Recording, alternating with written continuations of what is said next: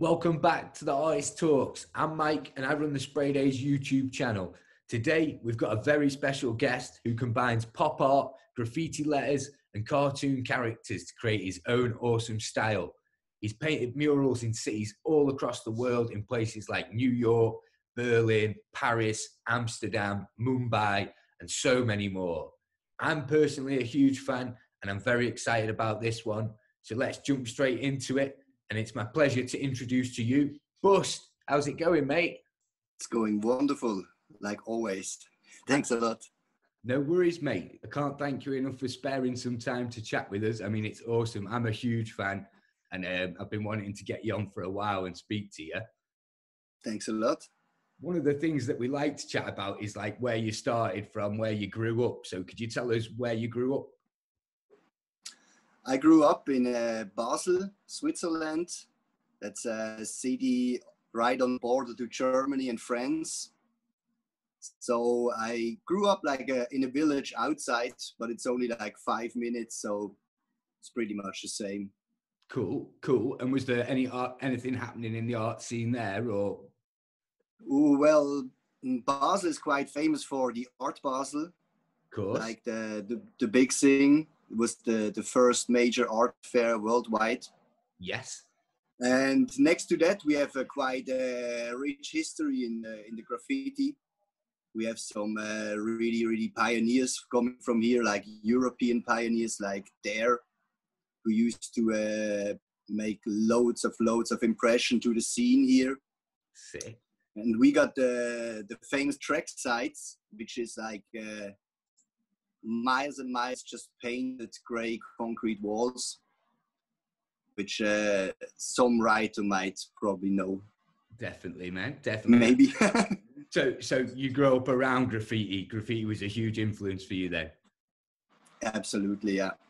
It was already existing everywhere where I went to. Like I had it surrounded by me. I started painting 1999. Yeah. Was my official start. I tried it before. I failed miserably. I tried it again in 99. It was still horrible. Right. But I just had to go on and on and slowly had a little bit progress in it. Did you have any friends that were painting? Were you painting with a crew at that time, or did you just go out on your own? I met the first time.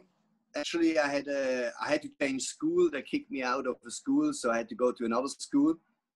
Like the last straw to get past some kind of education.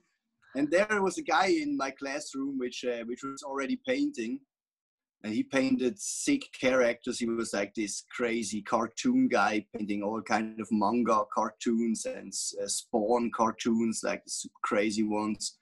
And he used to paint with cans. So he took me along with his friend, which in my eyes was already like king in painting, painted super clean and super good. So they both was like, oh, there's somebody else who joins us for some adventures. Yeah. But then I failed miserably as I was going painting with those guys. I was like, oh, that's kind of easy. I have my sketch here, and now I just need to get that sketch on the wall. And it was just crazy. It was crazy. Man, not that easy. Exactly.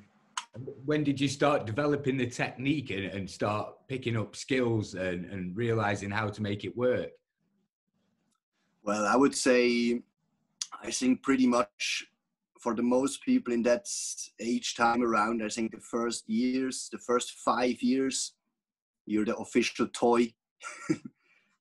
It took me a long time to practice. Like there was no YouTube. There was not even like internet around, or if there was internet, I didn't care about it. So I didn't have like how do I make a straight line, or how do I make something. Like my friends tried to help me, but maybe they thought like all the help is useless for this guy. But it was pretty much a long learning period. Yeah. Not what the quality of the paint is, more like the style. For me, it was always like, if you get into that graffiti, let's call it graffiti game, For sure. or passion or life. Yeah. Like 1999, there was no street art. Nobody No made murals. any money. Nobody made any money. No, there was no fest. There was jams, and there were fights at the jams. So nobody made jams anymore. So it was pretty much like that. The whole getting up, like it starts with a marker and ends with a whole car. That's pretty much what I got told to, and pretty much what I lived then. Totally, man. And what was the view in Basel then? I mean, there was obviously a thriving arts community, but what was the view on graffiti then? Were they against it? Were they supporting it? Pretty much, we just didn't care. Like there were times where they didn't buffed for a few years, and then they start buffing again. But it was never, at that time, it was never in my head or in our heads to see how somebody else accepts or takes it what we do. Like I always say, that I made graffiti just for myself and my crew, and for all the other writers. I never cared about if somebody likes it or if somebody appreciate it or so. That was never in our head at that time. It was just kids running around and try to get up as much as possible. Definitely. And did your family have the same sort of view? Did they see it as vandalism, or were they sort of proud of what you were doing? My family, no, I would say like I could hide not the paint fact, but the fact where I were at night, all night, every time. At one time, we drove on the highway with my mother, and then I told her, like, you always ask me what I do when I go up at night, and she was like, so what are you doing? And I said, watch this, I made this last night. And then she was totally crazy. It's like, on the highway, crazy. And I think from the point of view that my mother was scared all the time, I just didn't told her. Yeah. And pretty much they realized the whole thing as I got locked up. Yes. I was in jail for a quite long time. Right. It's like unexpected, like with a house search. It was kind of expected. It was unexpected for right. people surrounding me. I was going to ask about that. Is that where the name Bust comes from? Getting busted? Exactly. So I got busted, and then I changed. Like in Switzerland, we don't have that. Like we have a lot of big Wendel squad, and like people used to change their names regularly. Yeah. So after I was busted, I wrote busted, and then I thought busted, it's too long. I made a few pieces with the busted, but then it was too long, so I changed to bust. And then it's like the classic graffiti. Somebody approaches you who doesn't paint for ages and says like, oh, I painted bust 10 years ago, and it's my name. And so, he was trying to say that it was his name and that you couldn't use bust. Yeah, so but for that, I really liked the name, and I was like, oh fuck, I have to go with that name. And so I just made art in the background, and I made the wordplay with bastard. Yeah, right, okay. I could not even speak proper English at that time, but I thought like, yeah, bastard, like I'm pretty sure I've seen it in The Simpsons or so. And yeah, it was just this one guy who was then in charge for making the art in back. Otherwise, I would keep on writing bust. But nowadays, I'm just going for bust or whatever I want to. Totally. Because there is no other bust around. No, you've got it now, man. You're taking claim of that. Exactly. And you touched on comics there. I mean, were you a big comic fan? I mean, we see comic characters reoccurring in your work. Was that something that played a big part in your childhood? Always. Like, I remember being out a lot in the woods, playing all the time. But looking back, I also remember every single cartoon that was on the network, every single episode. And I was like a junkie for cartoons. Totally. And like, you know, in the beginning you have this classic, you make in the graffiti you make your piece and then you add a character next to it. Yeah. And then if you add something known, people get immediately attracted to it. Like it's a kind of how to you know, you want to have the attention familiar to them. So they like it. Exactly, yeah. And so it was. I was searching my style for so long. I then, like, after I got locked up, I changed. I got paranoid, like really hard paranoid from like the consequences which was looking for me at that point. And so I couldn't go out anymore at night. Like, I tried to, but I just couldn't go out. And then I started traveling a little bit more, and then I came across this so-called street art. Like I traveled a lot to Amsterdam. Yeah. And then I saw, like, in the coffee shops and on the street, I saw all these little characters, which was like at that time was the London police. I didn't know, but immediately the first thing was like, oh, that's funny. And the second was like, that again. And the third and the fourth and the fifth was, for me, it was like, this is like graffiti, but much better, because I read the street like a newspaper.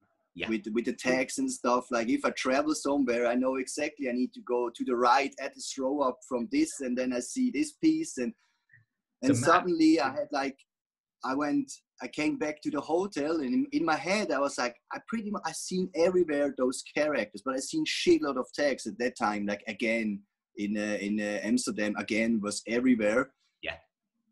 But those little characters stick to me, and so I started looking out for more of that stuff, and then I found much more of this street art, which in my eyes was like super fun, and really like, who should complain?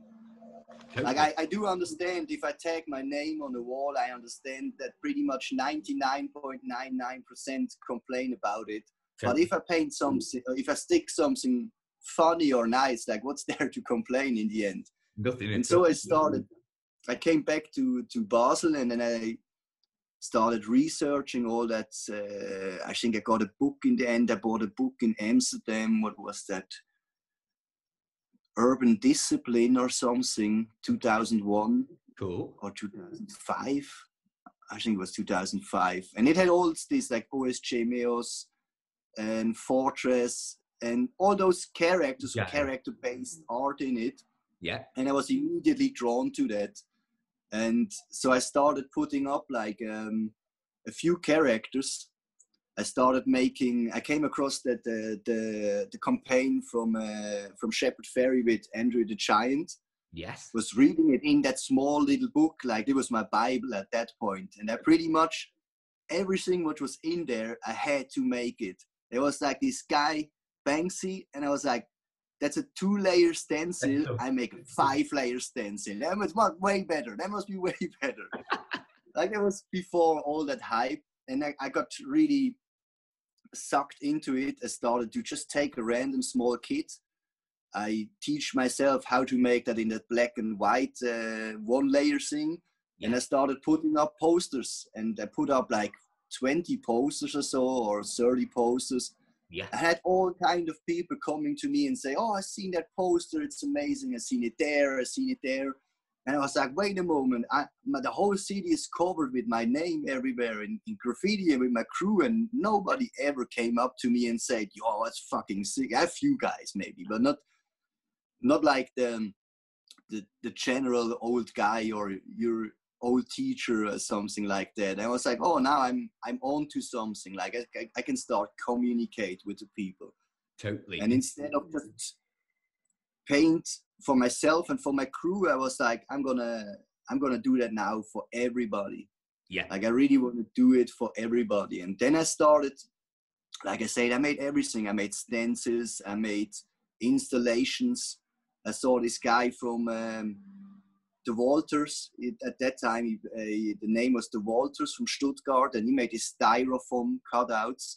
Oh, cool. So I teach myself how to cut this styrofoam. Like, the first you cut it with a knife and it's fucked up everywhere. And then in the end, I built it with some batteries and some cables. I built this burning saw machine. It was amazing. And I just stick everything on the street as much as I could. And pretty much from that point on, I'd made everything. I made graffiti. Still make graffiti, just lettering based. I only made character walls. I made paste ups, just everything what I could do. But that's one thing I was going to speak to you about, is when I visit Amsterdam a lot, I always see bus stickers. I mean, murals, Smurf faces everywhere. It's something that makes me smile a lot. You're really obviously into your stickers. You take a lot of time and make them really sick. Is that something that means a lot to you? Yeah, stickers was pretty much for me the thing for still getting up, like making your tag, but then make it all day, every day, wherever you want to do it. Like my first stickers were just tags on the, because I see it again, like I see it on the street.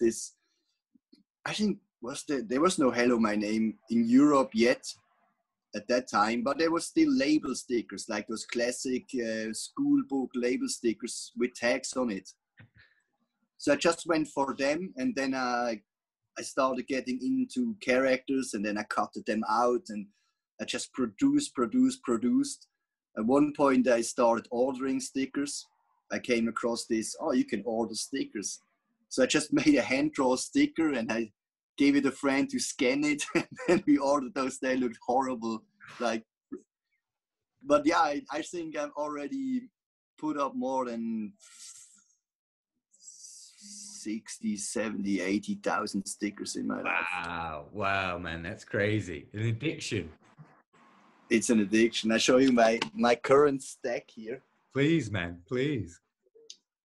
This is just a few of the, I don't know if you can see. Yeah. Nice. Oh, awesome, man. Pretty much everything stickers up there. Everything stickers in here. Sticker foil if I need to make stickers. Oh, man. Well prepared. Yeah. Well prepared, yeah. And with but at that time as well, like there was in my city, it was so great because nobody made that. Yeah. There was no street art. So I put up stencils, and I was the stencil guy. Yeah. Like everybody called me, because it was then in the news already, everybody called me Banksy, and I was like, look at the stencil. It's not even that. And then I put up posters, and everybody's like, oh, look, wannabe obeys. And I was like, fuck you guys. I just made as much as I could. Same in Amsterdam. Like I moved to Amsterdam with my now wife. Yes. We just wanted to have a break for, like I used to work as a maintenance, like this repairing big machines in companies, like production machines and stuff. I worked like 3 shifts, and it just stole my time. I had nothing against actually working, but it took all the time which I needed for something else. Yeah. And then one day I got a letter from the pension shit, and it said something about like in, I don't know, like 36 years you reached your pension fund. I was like, what? 36 years? And then basically I said, I had already a lot of friends in Amsterdam. I traveled there a lot. And I say to my wife, like, it looks so much more easy in Amsterdam. Like, people have such a good life there. We need to go there at least for a year. And so we saved up money to just be there for a year and do nothing else than just painting. My wife paints as well. Wow. And I think in the first year I made over 300 paintings in the first year in Amsterdam. Man, that's crazy. That's crazy. I was going to ask if you lived in Amsterdam, because I always see stuff around, but I wasn't sure if you'd lived there. Was it the art scene why you moved there? You just wanted to paint? It was bigger at that time as Basel. Like there was more walls.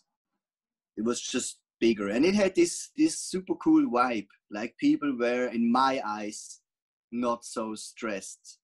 If you live there, you know everybody is the same dickhead like everywhere else. But in my eyes, like my friends at that time, they worked 3 or 4 days a week, maybe just 6 hours a day or so.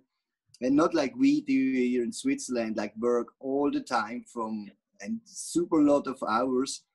And I saw my friends, so they all had a living, like they all had a happy living. You don't need to have like the most fanciest apartment. You don't need to have a car in Amsterdam. Like you can live with less and be much more happy.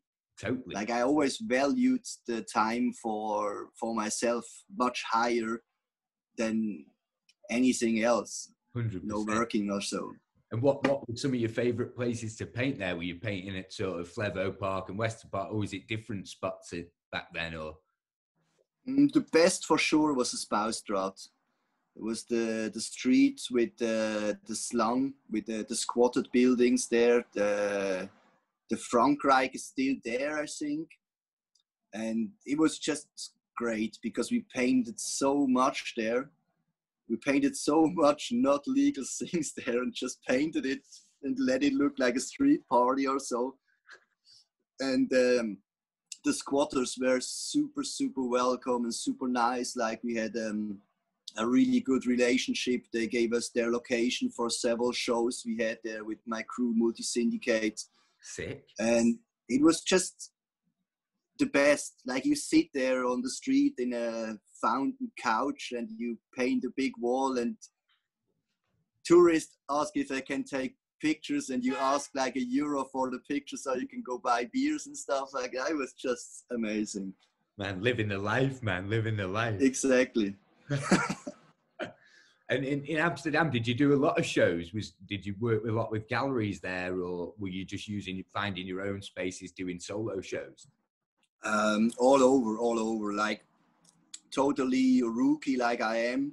Just there, it was where I kind of found this. Somebody wants to give you something for a painting or so. Before it was just, oh, can I have a painting of you? It's like, yeah, take a picture and whatever. And there it started. Like we started painting. I just randomly got asked if I can paint a canvas, and I was like, a canvas, okay, a canvas. And I went to the art store. And I was like, do you know how much a canvas is? It's like $25 or so. It's crazy. And we just at one point then painted a lot to pay the rent or like have small shows. Yes. And then I got picked up with my stencil work at that time from the Go Gallery, which was it still is a really good gallery. I had a lot of great shows there. Definitely. And pretty much I made everything else which an artist should not make. Like I had shows at the most random place, like in hotels where never show your shit in a hotel. Like nobody cares for stuff in a hotel, and the most random spots. But the greatest shows we always had was like this stuff we set up by ourselves in the squat places, because this was just about having a super, super great time and not about having the long lines and the red dots or stuff like that. Totally. Because it can easily kill you or like harm you as a so-called artist. If you are a non-artist like I am, I just call myself artist because people tell me since years that word. And I always say, I'm not an artist. Like that's something else. For me, an artist was always the guy who goes to art school, and then he knows how to ask fundings from the government to get money. That's like, that's the artist. You're coming from a different background. Exactly. It was just everything drawn at my head. So I made everything you can make. And probably 80% I should not make, but it was still fun in the end. I remember shows where there was so less people there that in the end we just drove with our fixed gears, all my friends in the show up and down, and we crashed and made races, and yeah, it was just total chaos. Sounds like good times, man. Absolutely. Totally. And what time did it start getting a bit more professional and you started doing these big scale murals and getting flown around the world? I think that pretty much started in my last year in Amsterdam. That was, when was that? 2014, 2015. Okay. Where I got the first smaller invitations internationally. And then pretty much it was in my last year there, like 2013, I made my first so-called graffiti pop artwork. Right. Like I still was looking, I knew it for myself, like I'm in the game now a while, I check all those books and I see, oh, Lon Police, the circle got a little bit more rounder, but fuck it, man, they are everywhere. And I was like, fuck, I need to get nothing against Lon Police, Chess and Bob, good friends. I met them in Amsterdam and we're big friends. Wicked but guy. I knew like I need a style. But I also knew I don't want to be just painting the same shit over and over again, because that's what I pretty much did, but just 25 different things for years. Totally. And so then I came up with this, like I set myself the rule. I made then already for years stencils. And at that time, there was stencils were gray. My stencils were gray because I had a shitload of tones in it. And you could get like 2, maybe 3 flash tones. You could make everything in brown or gray, but pretty much my shit was gray. Right. I had a lot of political work. I had a lot of social criticism work at that time. Okay. Like I was, my head was everywhere. And I just said, fuck it, I don't want to be looking into the worst thing in the world every day. Like I was reading, I was looking documentaries, and I was just looking how shit the world actually is. Yeah. And it made me not the happiest person. Totally. Because then I hanged out with my friends and I was like, did you know about this organization? And blah, blah, blah, blah, blah, blah, blah. And first maybe they were interested, but at one point I was just, oh, look, there comes Bust. Here's a new downer story for us. You conspiracy theory coming. Hard, but then I say to myself, it was like 2013, 14, where I say no more gray paintings. And since that day, I made no gray artwork anymore. I say no more stencils, because stencil game was always like, I carried around my stencils everywhere, and I flied with my stencils with my 25 kilos of stencils, and every single customer guy was like, what's that? Cardboard. Why are you taking cardboard? There's cardboard in Germany, or there's cardboard in England. And I always explain it's stencils, and everybody's like, what? No, what? It's just cardboard. And then I was in Bristol at one time, like one of the first Upfests, right? And already annoyed at the guy from the custom who say like, what's in the big bag? And I said, it's stencils. And he was like, stencils? I know stencils, like that other dude, Banksy. I was like, oh, you're the first guy I met who knows what a stencil is. But like you go there with they tell you the wall is 2 by 2 meter, and you cut your stencil and you prepare it, and then it's totally 2 by 5 or 6 or 7, and you have the choice of making it twice or making it once with a big background. Or the size is half the size, then you just make half the stencils and you paint it, and pretty much then you stand around like an idiot forever. And I was like, now I just travel with nothing, with a piece of paper. This is what I travel with. Yeah. And I like that a lot. Totally. And that was, you asked actually something else. You asked when it started, huh? Yeah, when the mural started, when the mural started. Don't worry. Like the big thing really started as we moved back to Switzerland.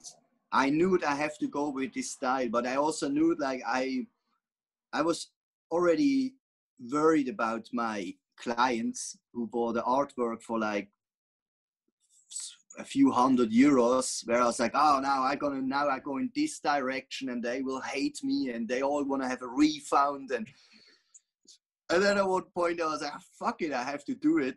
Totally. And my wife said, I was really like getting a little bit depressed in that thing, like, oh fuck, I have to go back to work, I have to do something which I really don't want to do.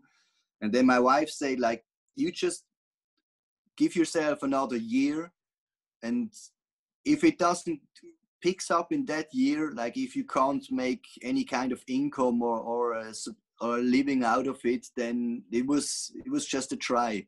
Because in Amsterdam we had no fundings, like we didn't, sometimes we didn't know how to pay the rent. Like I painted a lot of times in Amsterdam. I painted a toast. I painted a lot of the toast, cartoon character toast. And actually we just painted the toast because we eat a shitload of toast because we had no fucking money.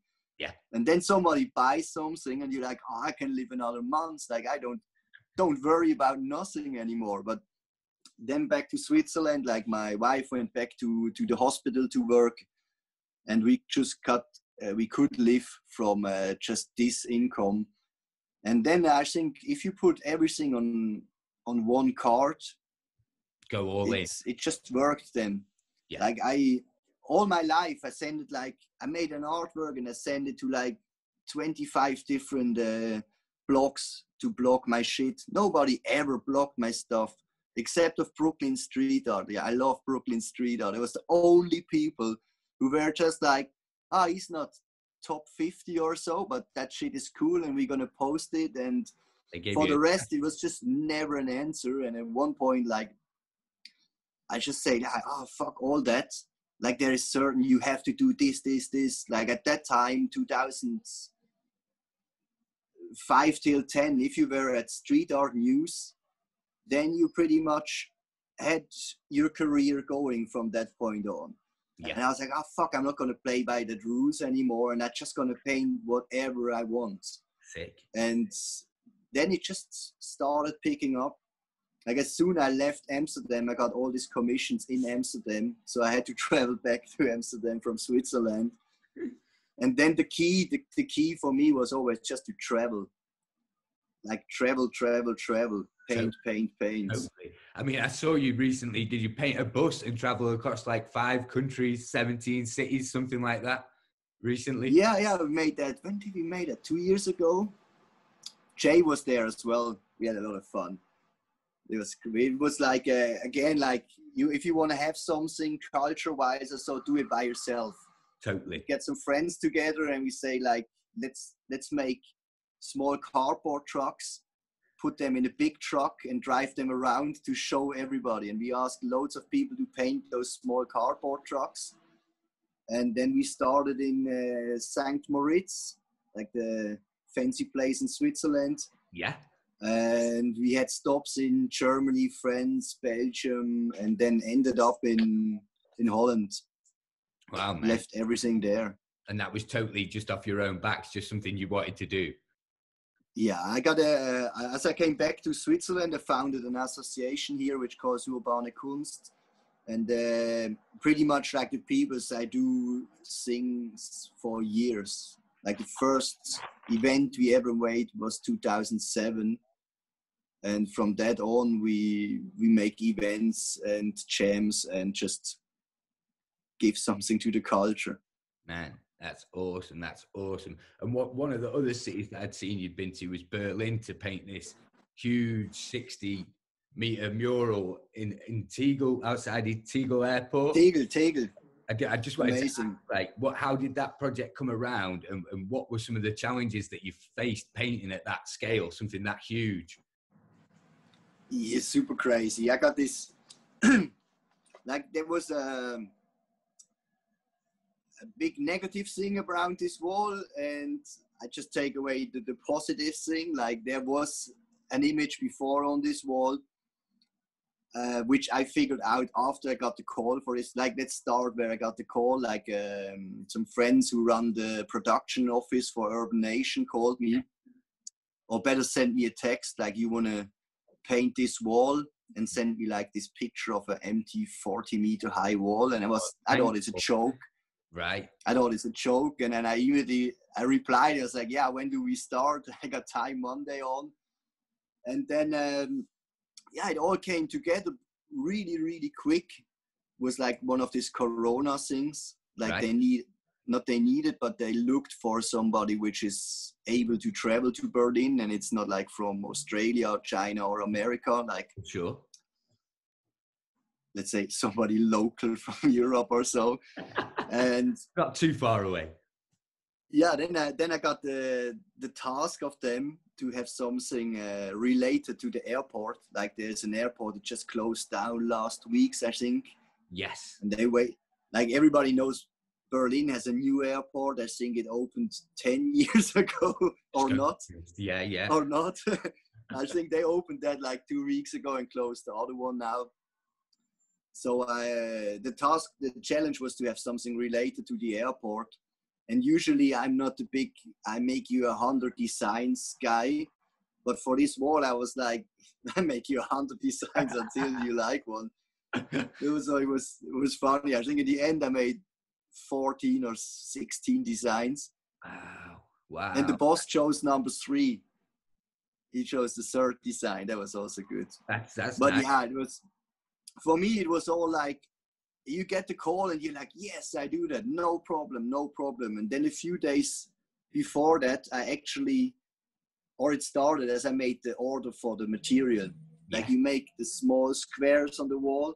Totally like the and grid.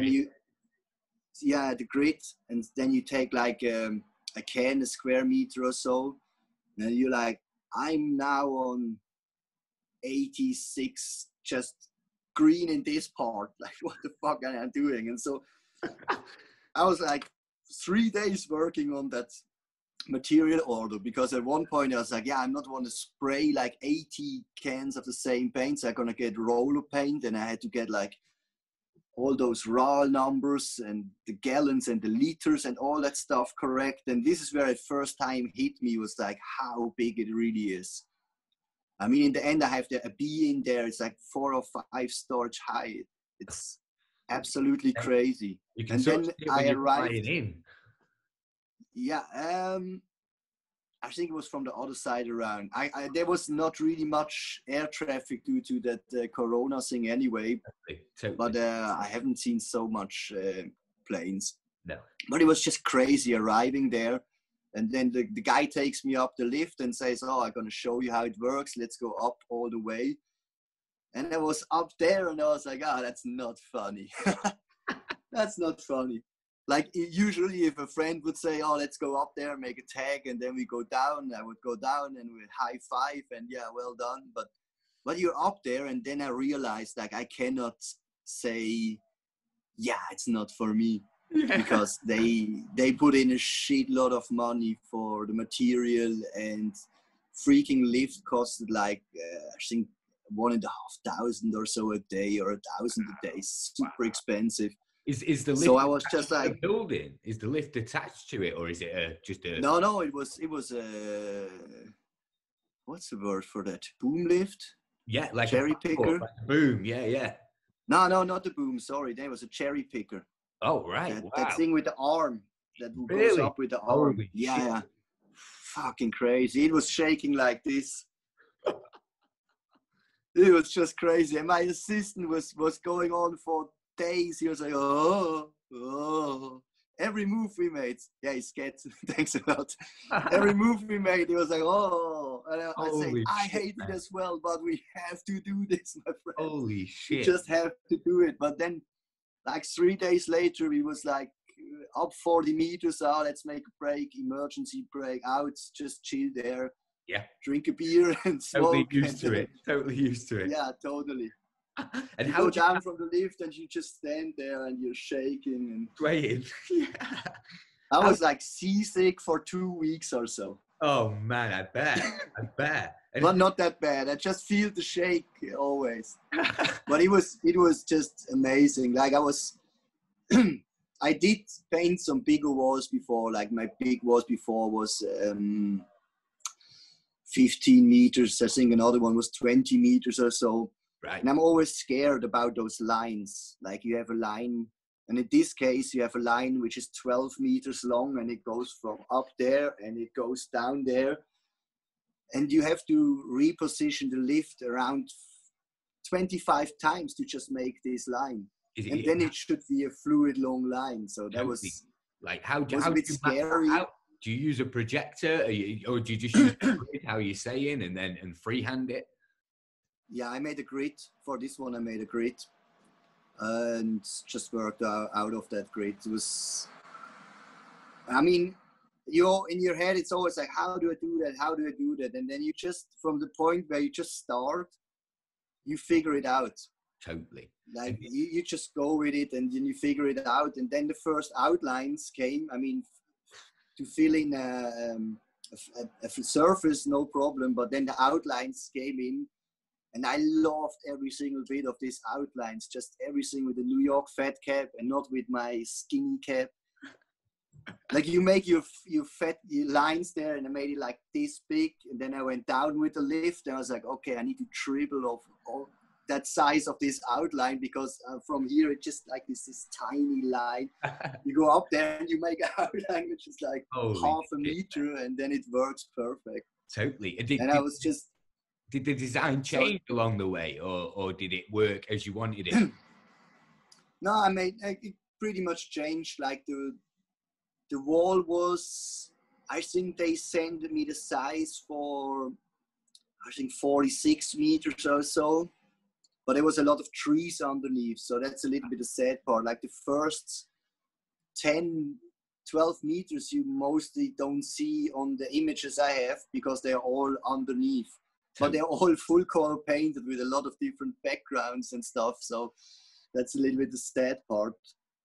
But then pretty much I just started on the top and I looked how far I get with the design. And it's not much you can change there from that thing. No.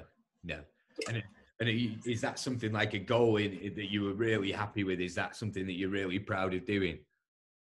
That was my my life goal. That was my life goal, to paint such a big wall. Man, I mean, you always want to have it bigger, especially when you paint. I still have the same drive I had like 20 years ago as I made graffiti. I still want to have my stuff be bigger and better, and the drive is still there. So this was one thing off the bucket list is now gone. That's really cool, man. And are you going to do anything else with Urban Nation? I mean, they've got their wicked museum in Berlin. I mean, they do some awesome things there. Yeah, the first time they invited me was 2017, I think, before the museum was open. I already made some projects with them. Oh, cool. I made another project there.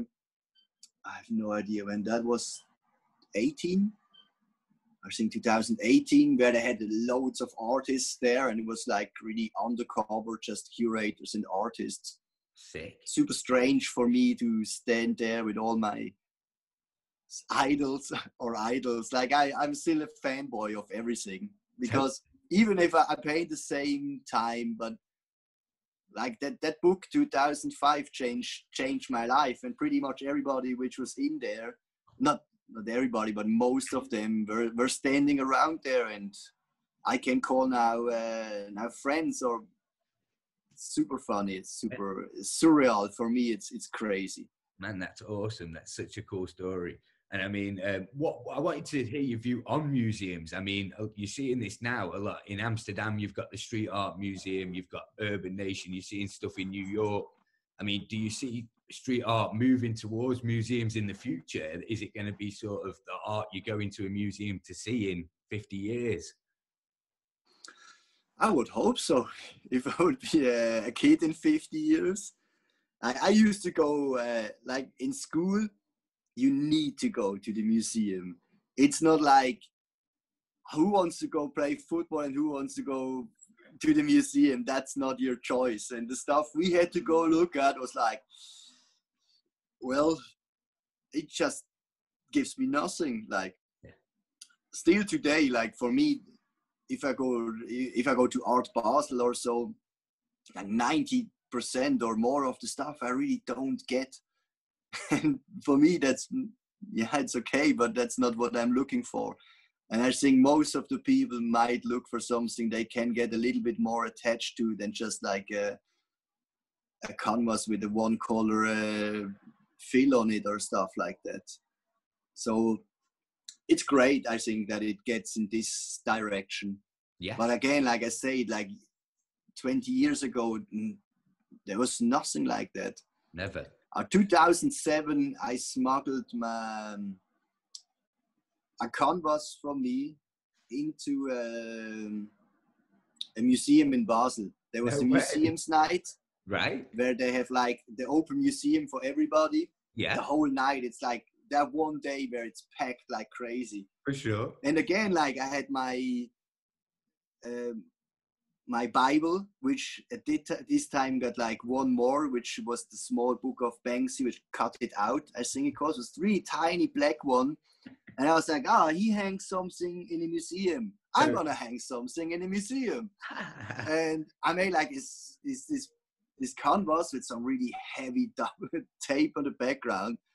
And I just placed it in the Museum of Modern Art on a big, huge, empty white wall. And I stand outside of the museum and watched it for like 45 minutes, how the people were standing around. I was like, it's graffiti, I think. And then there was like this big group of people around it. And then the securities was like, why is everybody in front of the big white wall? And so they went there and they ripped it off the wall. And I was like, no, too bad. And then a little bit later, my friend sent me a text and said, why is there an artwork of you in an auction here in the museum? There the same night they had an auction for like a good cause. Yes. And they decided to just put this canvas into the auction there. No way. So that's crazy. It was super funny. Then I rushed back to the museum. When in the auction was just over, and I saw this lady with my canvas in the hand, and I was like, yo, what up with that canvas? And she said, we sold it for, I think, $1,500. And I was like, what? Where's the money? And she said, like, she's like, did you paint that? And I was like, yeah, that's mine. And she was like, yeah, the money goes to it was AIDS gala. Oh wow. And she was like, so everything gets donated. And but yeah, it's great that we know who it was. Like, I want to introduce you to somebody. And then she walked away, and for me still it was like, I might get in trouble now. And I just went. I turn up. Yeah. No, I think it ended. It probably was like the museum director or something. But for me, like, it was like, I better fuck off now, because I seen there was a piece of the wall coming with my duct tape there. Yeah, totally. I better go now. Oh, mate. But now at that time, I would stand there and say like, yeah, that's me. In the beginning, I thought like, somebody owes me money. Like, you sold my artwork. But then it was for a good cause, and I was like, okay, mission done for me. I'm out. I'm gone. Totally, mate. It sounds like a wicked story. And at that time, it was a story you just told your friends, and probably I put it on Flickr or Photolog or something like that, and probably 7 other dudes thought it was a great idea. If you would do that today, everybody would say, fucking rip off. Like, people forget that it's just about doing and just about the fun. Like, just having fun with your friends, man. That's awesome. That's awesome. Exactly. Now, talking about galleries and museums and stuff, I wanted to talk about selling your work and like how in this day of age do you stay connected with your fans? I worked with a lot of galleries. It's also super easy to have a gallery nowadays. You just need to have an Instagram account. Then you can say, I have a gallery. And I'm working with, it took me a long time working with a lot of crap galleries. To name one crap gallery, it's a Sao Paulo gallery in Miami. Okay. Those assholes still owe me my paintings from last December show and still haven't paid or sent me anything back. So and to name the paintings, they've just kept hold of them. Yeah, they had all those stories. Like, other artists might know stories like excuses, like some medical treatment and family and sick and not here and we're moving. Bullshit. boom, boom, boom goes on. It's Corona, and list goes on. At one point, they say they send it to me, like they send it small. I had small artworks, like cheaper ones, really small ones, and big canvases. They send me the small ones, and then they say like, we send you everything. Here's your tracking code. And I say, no, you only send me the small canvases and not the big one. They say, yeah, we send everything, but lucky it says on the fucking ticket the weight of the whole packaging. And they say like, look, this 2 kilos, it's not possible to be, that it can be 4 big canvases. Yeah. And I was like, oh, yeah, it just came back and it must be the wrong address or so. And I said, but the first pack arrived. Why should it be the wrong? And on and on and on. And basically, like, as an artist, you don't tell it in public that somebody is shit because you're afraid. Like, oh, I might not get my artwork at all. Like, fuck it, I tell it now. Those guys are fucking idiots. If they don't return my artwork, I will go back to Miami and I kick their asses. That's fucking... Don't never mess with a graffiti writer. Exactly. Just don't do it. And I also told them straight up, like, I get somebody to kick their ass and just pay those guys and be happy and give them my artwork for free. But I just had enough. Like, over all those years, you be really nice, but you're just nice because you want to have your fucking art. You want to have your art back, or you want to be paid. Yeah, you don't want to cut that you off. Like this is it's ridiculous. Like, it's the same goes like for curators and all that other stuff. Like, you get treated shit by curators and treated shit by festivals, but you don't put it up public because then it says, oh, he's just complaining or blah blah blah blah blah blah blah. Totally. But people need to know, like, most of the stuff is shit out there. Yeah. Like, I have this big artwork in at Teufelsberg in Berlin. I got invited for this festival. Like, everything will be paid, and hotel and flight, and then they didn't have the fundings at the moment. So can you guys please already pay your flight ticket and we reimburse you? So I booked the flight ticket. Then it was like, yo, we're gonna do camping. Can you bring your camping gear? And I was like, what fucking camping? Is there no hotel? Yeah, there's no hotel around, but like, you can sleep on a couch inside, or we all do camping and it's amazing and shit. So I went to buy fucking camping gear, a tent and stuff. As I arrived there, I figured out I was the only idiot doing the fucking camping. Everybody else slept on the couch in the most dirtiest place ever. Or like, even before I went there, 2 days before, they called me, oh, did you book your flight ticket? I say, of course I did, 4 months ago. Yeah. And I was like, yeah, because we have a problem with your lift. Like, we have no funding for the lift. And then they sent me at one point they sent me the fucking order for my material for a wall which is 20 meter high and maybe like 12 wide. And I put in my order of like 100 spray cans, and they return and say, oh, you only can have 10. And I was like, well, it's a 20-meter wall. How? And then I was like, okay, I go with roller paint. They order me the roller paint, but then it turns out I need to pay for the paint. And so 2 days before, they call me and say like, yeah, you don't need to pay for the paint, but you need to pay for the lift. And I was like, oh my God. I was like, okay, I paid for the lift. I arrived there. I was there up there like 5 days on this hill. They had no toilet there. Like, I was shitting in the woods. They had no running water. There's no toilet. I slept in my cheap tent I had there outside. It was the shittiest and the best experience, because my good friend from Berlin, Desk, came up too, and we had a lot of fun, and we drank a lot of beers. And but the whole glad to hear thing you was still like, had fun there. I'm glad to hear you still had fun, because I was going to ask about Teufelsberg. I was expecting like this, oh, it was wicked, what a place, but it doesn't sound like that great.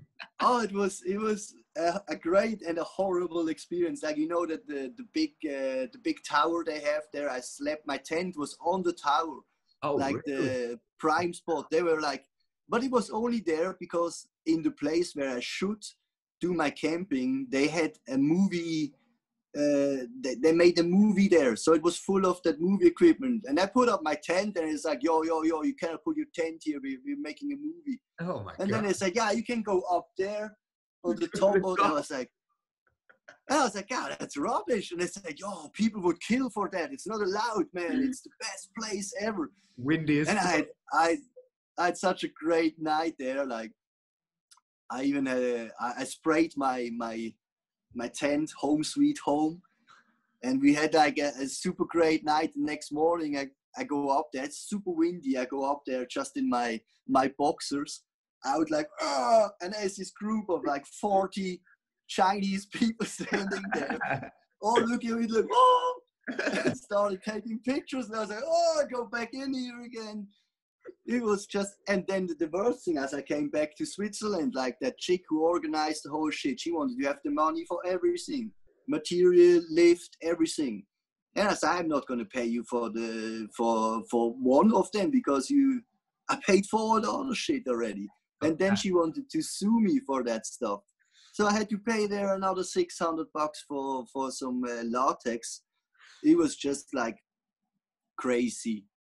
Because if I want to have stuff like that, I just meet with some friends and we do it on our own terms and it's fun all in. Totally. I can't believe stuff like that happens to artists. But lucky there is still good stuff. There's still good things. Like at that time, I should do something for Urban Nation. Right. And then I called Yes and Pro, the production office, and I was like, I'm stuck on that hill. Like I didn't have a shower, I didn't see a toilet for like 5 days. You need to help me. And they immediately booked me a hotel and wanted to send me a driver up to pick me up, just without any return. It was like, nobody can treat somebody. You cannot be treated like that. We're gonna take care of that. That's great, man. That's good. So they're still really, really good. Same goes for galleries. Like, I really like galleries who also do a little bit work. Like I made a lot of shows with galleries where they say, how much clients can you bring us? Like how much you gonna sell of your stuff? That's not the I was idea. like, what? The idea is the gallery bringing the fans to you, right? Actually, yeah. So I'm working now with a gallery here in Basel, which is really good, the Deppen Gallery. Right. Basically, when I have a show there, I don't need to sell something. I can make an installation. I can make whatever I want. So I get total freedom of that. And he still has a good collector base. I work with the Krause Gallery in New York. Okay. It was a gallery I followed for ages on Instagram. And then just suddenly got a DM for if I want to be in a group show, if I want to join in and stuff. And I was like, nah, I'm not working with galleries anymore. I have so much bad experience. But I was like, nah, just, like, I feel good. Like I see who they represent. I see what they do. They are looking professional. And from day on, like, a super good relationship. Yeah. I work with streams in China. With my toy, which we released now, the Smurf. Yeah, I was going to ask about super crazy how they work. It's like a team you build up. Like I'm not alone anymore. Not fighting, but try to represent me as good as possible. I have now other people working their ass off to just produce amazing products. Doing the art while they're working out how to make it into a toy, the mechanics behind it as such. Exactly, yeah. And were you happy with how the toy came out, with how it was produced? It's fantastic. It's amazing. Stuff took a little bit longer. It takes always forever. Like the toy is in production. We will reach 2 years, 1.5, 2 years when it gets shipped out from the first start off. That's totally normal for toys. That's not a big thing. And I was always a little bit worried, like, as they say, they were going to make the prototypes for the first preview a few months ago. And I was like, how are you going to make that? But they have more hours in the day than we have, and they made it. I got the prototype, and stuff is super good quality. It's as good, if not better, than a coarse toy. And this is my reference of a proper toy. Yeah. Are you a fan? Are you a big fan of toys? Are you a collector yourself? Oh, it's crazy. It's not funny anymore. Like I'm now in my studio, so I only have I don't have much toys here, but at home I have for sure, I must have around 600 toys for sure. Here I only have that's my old ones, Nice. which we're gonna re-release next year. That's a fortress. There's a behind the alcohol is, I don't know if you see it, the E-face. Yeah. Oh, that's my newest edition. I just got this. Can you see the middle finger? Oh yeah, man. Fortress. Super cool. Middle finger. Yeah, it's wicked, man. Is that something you've always been interested in doing then, like sculpture and toy design? Absolutely. It was always a dream. Like for me, this is the ultimate, like a product of an artist. First of all, like it's a product. It's amazing, and then it's 3D and you can touch it, and then stuff is collectible. That's the next thing. Like I have all my friends, 90% of my friends think I'm really stupid when they come to my place and I'm sitting on my computer and I hate on bidding on toys. The cost drop I just missed by 0.001 second, and then they are like, you need to go in line to give the guy money for a toy where you don't know how many thousands they are. Are you fucking out of your mind? And it's like, well, it's also an investment. Yeah. And then they are like, so when are you going to sell your toys? I'm not going to sell my toys. Are you crazy? So you said it's an investment. Yeah. That's the only thing around. Yeah. I think that's the only thing where you can, how you say that in English? You can, I don't know that. When you, the only reason you can justify it for yourself to spend shitload of money on plastic products is like, it keeps the value. Yeah. Maybe. It's an investment. It's a good idea. Exactly. It's the same for prints and stuff. I have prints for like 12 houses or so. Wow. It was always like, I can't afford an original, so I start buying prints. And it's sometimes buying prints is also funny. If you buy a print from D-Face, you don't know what the fuck you're buying because he's not showing it to you. And if he uploads it, you have not even time to think about if you like it or not. Because if you are like, do I like that? Honey, come here. Is that something for us? Yeah, should we? Okay, no, it's gone. Yeah. It's just like, what is it? I don't care, buy it. And then you can look at it. Oh, I got it. Oh, I don't got it. And my wife is then like, oh, are you crazy? You bought that. I was like, I can resell it maybe. Like, and you never resell anything. I was like, yeah, because yeah, exactly. Who are you a fan of? What sort of artists at the moment do you enjoy their work of? Too many. I like I like the art history, of course, like starting into the graffiti and then getting where he is now. Doesn't say I like everything what he drops. It's just too many people. Yeah. And especially also in the whole toy scene, like I have no idea who made that middle finger up there. You just liked it. I buy a lot where I'm just like, I have no idea about the artist, was just a fan of it. Yeah, man. And I used to pretty much meet all my heroes I had. Like I always, those people I wanna meet or which I think are super great, I will meet them in the next few years or so. It always was with that. It was years ago. I was like, I wonder how it is to paint with with one-up crew or so. Then I had them here, and I was like, I know why my studio is empty when one-up is in town and stuff like that.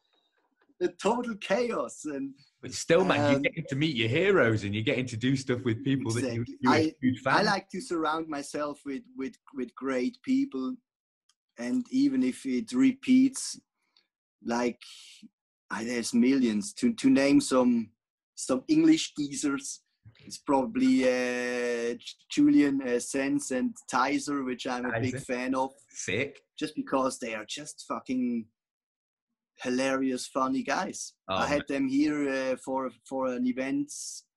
When was that? In the other week, August, with Mr. Sen's one.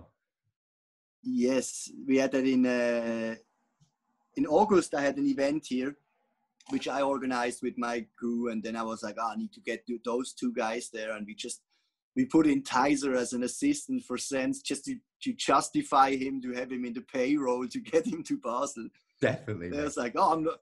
And Sens was like, he's not an assistant. And Tizer was like, I don't know what to do. I was like, fuck it, just come and paint and have a great time. And so I have friends everywhere. I always like to paint with my crew because it's just fun. We don't need to talk big about concepts and walls and stuff like that. It just exists naturally. Yeah. In the coming out of the graffiti thing, I have some friends. They would never go paint with somebody that paints not good. Right. Because they always wanted to go paint with like the best and great, and your style is as good as my style. And for me, it's the opposite, because I meet those guys. I meet some of my so-called heroes, and they're just dicks. And I meet a lot of other people. Also in the early days, Flickr, I got contacted. You want to go paint? I looked at their stuff and I was like, whoa, yeah, let's go paint. And you had a great time. The stuff was absolutely not for me, but we had a fantastic time. And I go paint 10 times more with that guy. And he's now, he's a close friend of me. It was for me, it was like, if I go buy this, you need to be this and this good or cool to go paint with me or to hang out with you. Then I miss off of so many great people. Yeah, 100%. Because the bigger the names get, the bigger they get an asshole in the end. Yeah, 100%, mate, 100%.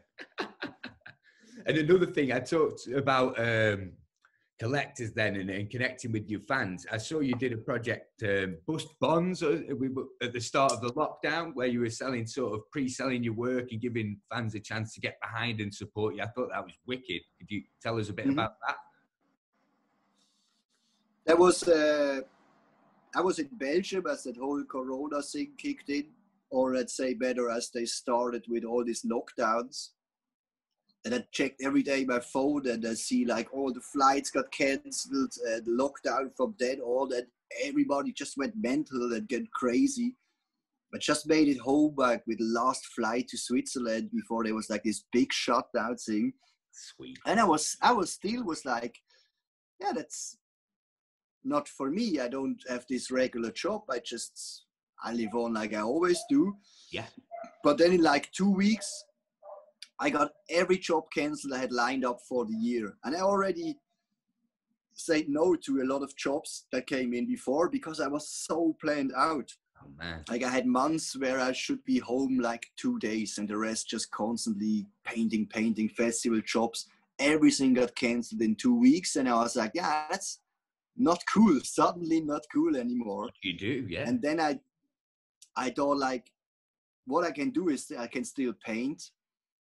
But for me, like if I paint, what I most likely do is just like I start painting. I have no idea what I paint. I just paint, and there will be an outcome. Yes. And sometimes it finds a client, and sometimes not. Yeah. But it takes me forever to paint. It takes me like 3 weeks, and I cannot produce like 5 artworks in 3-4 months and then not making the money out of it. So I just thought like I'm gonna make this pre-sale with these bonds. So basically, people bought the sizes. I like 2 or 3 different sizes, or the bond with the prints. Mm-hmm. They bought that, and they have now 10 years time to whenever they want exchange the bonds to an artwork. Yeah. And if you release how like things a look, canvas, then they can cash it in with that at any time. yes, like one canvas is I think 1 meter by 1 meter, or I always made it on like, let me check, I have it here. No, it's under all the big pile. No worries. I think it's square centimeters, like 5,300 square centimeters, and then you can place your commission. You can either make a commission and say, I want to have some elements of the wall you painted there, and here's a list of my favorite cartoon characters. Or they can say like, oh, I've seen this in on your in your homepage, or I see you on your Instagram, you painting on that and that. What is it? And so they can have it for the same price they paid in when was that? May? I don't know. First Corona. Long time ago. Yeah, a long time exactly, ago. Yeah. But no, that's sick, man. That's sick. And is it something you're always looking to do? Think of different ways to get your fans buying art and getting them their stuff. Yeah, this one, I actually had a plan because I met a lot of people. I met a lot of people which are not in my league, like really far off my league, where I am like, wow, you have a lot of art and stuff. Where I was like, if only those 5 or 10 guys I painted for made stuff, say like, oh, I'm gonna help this dude out. He needs some money, then I'm safe. Yeah. And none of those guys bought one. None of those which I had projected bought one. But a lot of other people we just stepped up and say like, whoa, I see that, and I want to have that, and I want to help you out with it. And it was so great. I took it down after a few weeks. I had it on for like 2 or 3 weeks.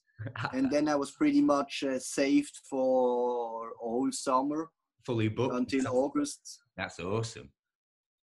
And pretty much from then on, stuff started picking up. As soon it went, as fast it went down, as fast it went up again. Yeah. Like I really can't complain about all the work I have constantly. That's great to hear, mate. That's great to hear. And do you have a lot of projects coming up, like stuff in the near? Always. I always have 2,000 projects at the same time, and I forget the half of it. No, now I'm working on. I got a show in St. Moritz, a pop-up store. Wicked. Where I made products, like I made blankets, like this one here. Oh, nice. You're the first one to see it. Oh, nice little preview there. It looks awesome, that does, man. With the Smurf face. Yeah, and I made a Swiss Army knife. I made some other small stuff, some gadgets. Nice. Like real products, where I can say like I opened my first small store.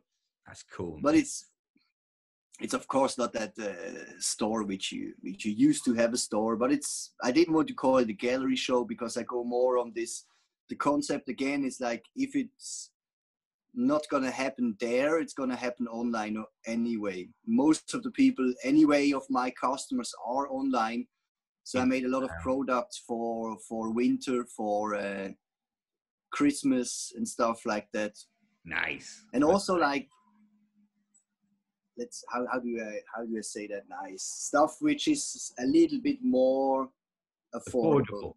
For sure. Because as I went into it, and I buy a lot of art, and I bought a lot of art, and I was always like, God, it's so expensive. And I say my artwork is expensive in my eyes. Yeah. I would not buy it because I would buy it. Yeah, no, totally. But if I would be outstanding, it's hard to think that it achieves that value, because it's the amount of years and the time that you've put in creating those ideas, not just the exact time painting that one canvas, I guess. Yeah, and basically it also comes down to like, it takes me shit long to make a canvas. I work on it for weeks. Sometimes they hang in here for a few months, and let's break it down. Of a canvas selling price, let's say 3K. I got an investment on it of like 300 in the material, because I only make like high quality. I'm not buying the cheap canvas material. I go for the most expensive, high quality. Totally. So it's 300 down there. Then I send it somewhere. That's like another 200 down. Yeah. So then we're on 2.5, but we have a selling price of 3,000 in the gallery. Means the gallery takes 1,500 at least. And I have 1,000 left of that, and then there is tax to be paid. Yeah. Somewhere in the whole gallery game. So I end up with like a few hundred, $800-900 on a 3,000 euro canvas, and I paint on it for 3-4 weeks. And then you work that out per day. My studio costs more than this, and I do have an apartment, and I have a child, and I have all that other shit which goes on. Totally. But at the same time, I always want to have stuff out for everybody affordable, like those masks I make now, or my sticker packs. Yeah. To be honest, I make no money on that stuff. With the stickers, it's just somebody wants to have my stickers. It's fucking great. So I make a big pile of stickers and really produce them, send them out. I ask 15 euros inclusive worldwide shipping. If I ship pack to America, I already make it. Yeah. I always you just want to get them no out money there. on the American pack here. But it's just like, get it out to the people. For me, I figured out it's a shit lot of time working and making packs together for having no pay for it, or just a tiny bit. But it's cool to give it back to the people. Same goes for my prints and stuff like that. I put a lot of handwork in it. I'm not a fan of mass produced ordering cliche prints in an edition of 500 and just have them sold like that. It's maybe it changed, and in a year you can buy an edition of 500 cliche print from me, but I hope not. You like to put the effort in and make sure it's something a bit personal to the person, I guess, so that they keep it on. And it's exactly, and just for everybody something to have. I mean, I produce a lot of times in winter, so I produce small artworks, which I just put maybe like $100 or so. Man, that's really cool. I think that's really cool, because when people are buying, I buy a lot of art myself and stuff, and it's wicked to just have little pieces here and there. Everything doesn't have to take the whole wall up or be a masterpiece. It could just be something fun. You just want a sort of a piece of the artist's mind, I guess, on your wall. Exactly, yeah. Or the same goes with those pins. Yeah. Like a few years ago, I got my first pin from, I think Fortress was in the game, the pin game. I never stopped the pin game. He's in there since the 80s or so. Pin King. And I put up those pins and shit, and I say to my friend, yeah, I'm gonna make some pins. And he was like, pins? Who the fuck is having pins? And I was like, yeah, you know, like, I think it's cool. And he was like, nah, I really can't imagine that stuff goes. And I was like, yeah, then I just have some free pins to give around for free. I think I was sold out in 2 weeks on those 100 print pins I had. Crazy for him. It's amazing. And then now I got into pins, and I'm like, what? And then I see this great pin of an artist I like, and I'm like, oh fuck, I'm gonna buy that. And I see like, oh, it's all right, it's 18 pounds for the pin. Oh, it's not just a fucking pin. And then I take it, and it's another 15 pounds for sending me the pin to Switzerland. And I know it cost the guy like $2.30, and he makes another $12 on me. It's an investment, man. It's an investment. I know the fucking price for everybody out there. You get your pin delivered for €1.50 to Europe in the production. €1.50. If you go for a big pin, it might be $2 or $2.50. But then I say like, what? I'm getting broke from this little pin, which then I have on my one of my tiny pin collections. Nice. And then that's why I sell my pin for $15, inclusive with the shipping, with the ordering this small label stuff on it. Wicked, mate. It's just because like people want to have a pin, and it's $15 and not another 15 to have it shipped. Yeah, totally, mate. I just saw like the last week was a drop of a museum of graffiti from Miami. They do great job. They do fantastic artist talks. They had a drop of OS Chemios t-shirts. Oh, nice. I was like, oh fuck, I get that t-shirt. I have to get it. I was like, oh, it's $45. Ah, it's $45. I was like, oh, fuck it, I take it anyway. And it's a $50 to ship it or so, or $40 to ship it. I was like, no. And you're gonna get hit with the customs charge too, man.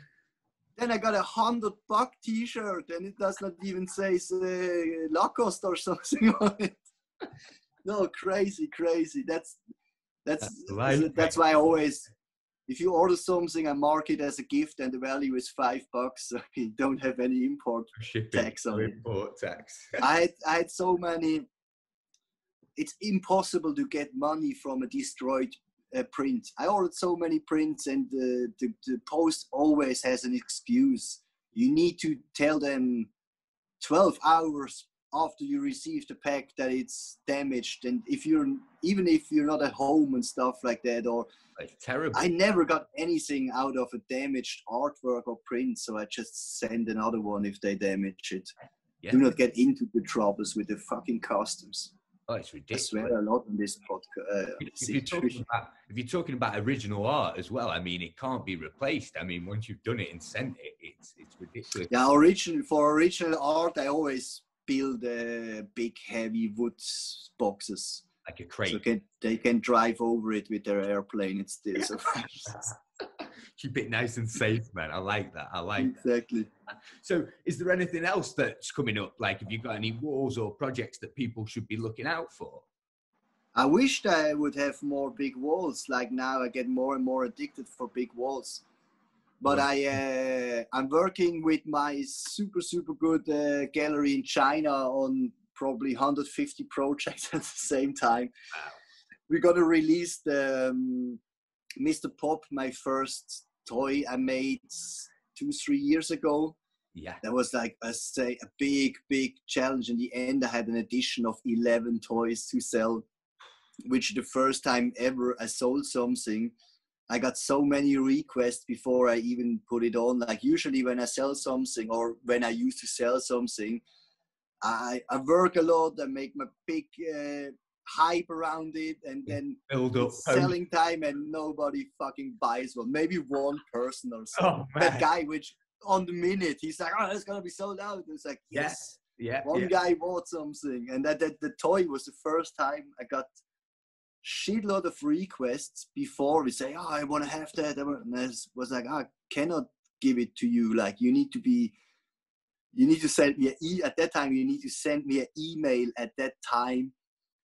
Oh, at the time of the release. Did not even have the proper shop. Like it said shop, but it said send me an email if you want to buy it. Yeah. And then I was like, yeah, just I get you like 8 o'clock, and from that point on, I look when the emails get into my GMX account, and then that's how I sell it. And it was luckily not really oversold, but almost, because I couldn't keep up with having the shit sold out. That's crazy. And one smart guy bought something from me before, so he knew my PayPal address, and he just sent money by PayPal. Like I got this order PayPal notice, order. I was like, what's that on PayPal? I did not even told my money. Take my money. He just sent me some random money without the shipping and stuff. It was like, to be safe, to have one. He was a clever guy. Super clever. Oh. So we're working on that. Then we're working with some fashion company, clothing brand in China. Okay. And they have, I really don't see all the ins and outs of that stuff. That's why I have a manager. He can take care of that. Nice. But we're going to release there the big toys. I can show you one. I have one here. Oh, please, man. That's my prototype here in the corner. Oh, wow. That's the big one. That's awesome, man. The Donald. And the small ones are like this size. Yeah.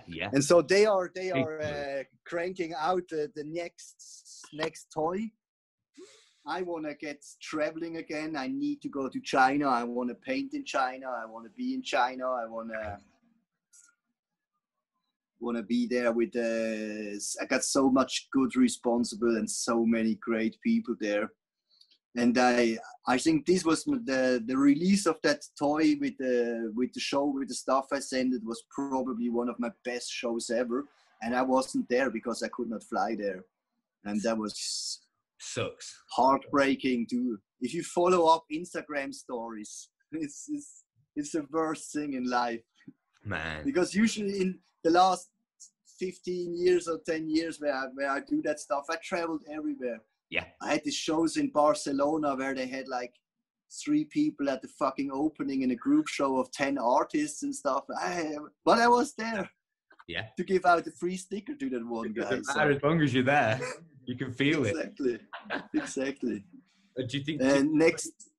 Go on. Sorry, mate. Sorry, you go on. Next to that, pretty much keep up with what I should do, because I always have a big list what I should do. Then I go to the studio and I do the stuff which I should not do. That you want to do. Yeah, or which just comes up handy. I know I need to. I have this one guy. He waited. Poor fella. He waited like 4 months on a tiny canvas. I finished it 2 days ago, but I forgot to send him any pictures, so the guy doesn't even know that it's finished. Oh man, that'll be a nice surprise. Yeah, but I stopped now taking commissions for a while because I need to be fair to the peoples. But if I get a commission, I mostly tell them it takes you at least 3 months until it leaves my studio. Yeah, so be patient and hang tight. Yeah, and then wait for the summer because I hate winter. Not a fan. No, it's not a great time. Cold days, short days, not great for painting. Yeah, reminds me on Dutch summer. Yeah. Right, mate. Well, I'm not going to take any of your time because you've been here for so long and you've told us so many good things. So I'm just going to say thanks for sparing the time. And I mean, I've really enjoyed chatting to you. I really appreciate you giving us some time to talk to us. I'm going to put some links to the description for everything that you've spoke about below. So your websites, your Instagram accounts, so everybody can find you and get in touch. But I just want to say thank you. It's been awesome, man. I'm a huge fan, and to chat to you, it's wicked. Thanks a lot. It was great to speak to you. Thanks for having me. No worries, mate. No worries. And to everyone else, we'll be doing these sort of every week. So just keep your eyes peeled for more to come. Thanks for watching. Bye.